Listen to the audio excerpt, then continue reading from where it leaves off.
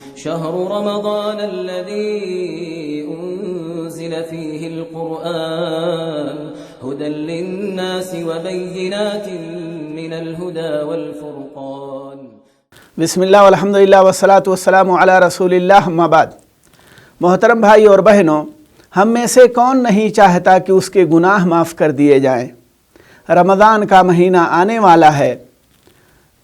نبی کریم صلی اللہ علیہ وسلم کی ایک بڑی پیاری حدیث ہے اور بہت مشہور ہے، جس میں ہے کہ نبی کریم صلی اللہ علیہ وسلم ایک مرتبہ منبر پر چڑھتے ہیں، پہلے زینے پر قدم رکھتے ہیں تو کہتے ہیں آمین، دوسرے پر قدم رکھتے ہیں تو کہتے ہیں آمین، تیسرے پر قدم رکھتے ہیں تو کہتے ہیں آمین۔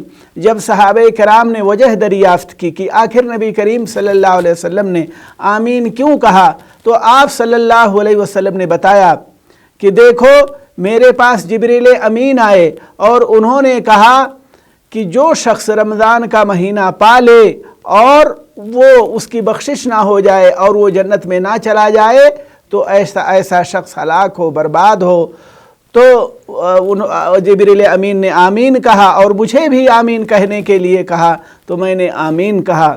میرے بھائی اور دوستو، کتنا مبارک مہینہ ہے رمضان المبارک، گناہوں سے معافی کا مہینہ ہے۔ اس مہینے میں اللہ رب العالمین لوگوں کو جہنم سے آزاد کرتا ہے، لوگوں کے گناہ معاف کرتا ہے۔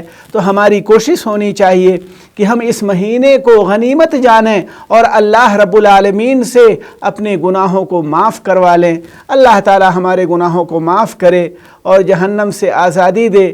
اللہ تعالی جو لوگ اس دنیا سے گزر چکے ہیں ان کو ان کے قبروں میں جنت کی کھڑکیاں کھول دے، اور ہم سب جب اس دنیا سے جائیں تو ایمان اور اسلام کی حالت میں جائیں۔ وصلی اللہ وسلم علی نبینا محمد۔